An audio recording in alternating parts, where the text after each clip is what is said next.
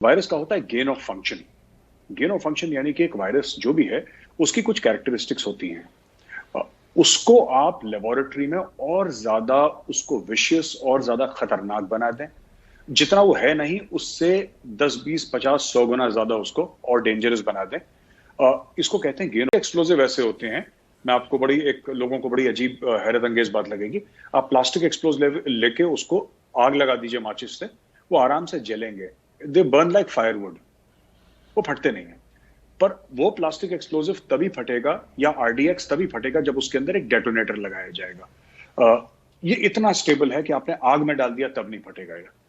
और मैं मजाक नहीं कर रहा, प्लास्टिक एक्सप्लोजिव आप आग लगा के उसके ऊपर चाय बनाबिलिटी। दूसरी चीज टारगेटेड, यानी कि जब आप उसको चलाएंगे तो उसका एक खास टारगेट होना चाहिए, है ना। और तीसरी हो गई, इट शुड बी कंट्रोलेबल, जो चला रहा है उसके कंट्रोल में रहे। अब मैं आपसे ये पूछना चाहता हूं, तो आपको पता है हमारे तरफ वाला अटारी है, आपके तरफ वाला वाघा है सर, पंजाब में ना, बॉर्डर जिसको वाघा बॉर्डर आमतौर से कहते हैं, इंडिया के साइड अटारी। ये अटारी तक प्रॉब्लम है सर लंग की, वाघा में प्रॉब्लम नहीं है सर। ये पाकिस्तान में है कोरोना वायरस, पाकिस्तान में भी लोग अस्पताल पहुंच रहे हैं, कुछ लोगों की मौतें हुई हैं, और ये सब प्रॉब्लम्स हैं पाकिस्तान में, मैं मना नहीं कर रहा। लेकिन वो जो स्ट्रेन इंडिया का है वो पाकिस्तान में नहीं है। वरना पाकिस्तान का जो भी हेल्थ इंफ्रास्ट्रक्चर है अभी तक 1 महीना पहले कोलैप्स होकर खत्म हो चुका होता। पाकिस्तान में वो नहीं है सर।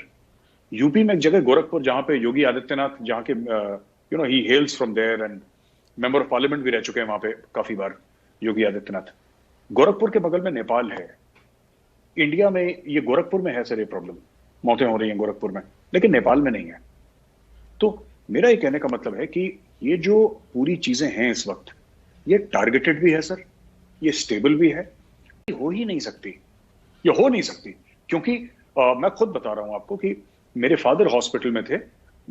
6 या 7 अप्रैल को पिताजी अस्पताल में थे, और उनकी काफी तबीयत खराब हो गई थी सर। और तब तक ये वायरस हिट नहीं करा था ताहिर साहब, तब तक ये वायरस बिल्कुल ठीक ठाक था। मतलब ये जैसे नॉर्मल कोरोना चल रहा था। अचानक 9, 10, 11 तारीख की रात, 12 तारीख की रात को, वो दरमियानी रात, और उस समय फादर हॉस्पिटल में ही थे। मैं अटेंडेंट था उनका, तो एक फैमिली मेंबर रह सकता, तो आई वाज एज अटेंडेंट। और ताहिर साहब मैंने देखा कि उससे शुरू हुआ, और उस समय किसी को नहीं पता था कि ऑक्सीजन की इतनी किल्लत पड़ जाएगी। अब हमें नहीं पता कि जो इसकी 3rd वेव आएगी या 4th वेव आएगी, 5th वेव आएगी, हो सकता है उसमें किसी और चीज की रिक्वायरमेंट हो। तो आज कैसे कोई वो ये कोई अंतर्यामी है जो पता लगा ले कल क्या होगा। नोबडी नोज कि कल कैसे। We can only respond, but definitely this has all the hallmarks of a bioweapon. Is now run away to the United States, वो सेटल हो गए, Chinese scientist, she worked on this only. और उन्होंने ही बोला था कि ये है, ये चाइनीज जो है ये वायरस तैयार कर रहे हैं, बायोवेपन तैयार कर रहे हैं फॉर वॉर। लेकिन ये भी एक दिन खत्म होगा। ऐसा तो नहीं कि 10 साल चलेगा सर, ये भी खत्म हो जाएगा। और जिस दिन खत्म होगा sir, I am 100% confident in the government and in the world bodies in quad कि इसका ना एक एक जान का हिसाब चीन से लिया जाएगा, क्योंकि चीन हत्यारा है सर। चीन is guilty of genocide.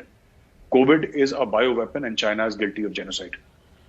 India में करीब 2.5 से 3 लाख लोग खत्म हो गए, ठीक है जी। अमेरिका में 5.5 लाख, ब्राजील में करीब 2.5-3 लाख, ब्राजील में, आपके यूके में, यूएस में, इतने जगह, मतलब millions of people have died, millions of people by a virus created in a laboratory by the Chinese scientists under the guidance of the PLA. अब मैं इसको जेनोसाइड ना बोलूं तो मैं इसको क्या बोलूं?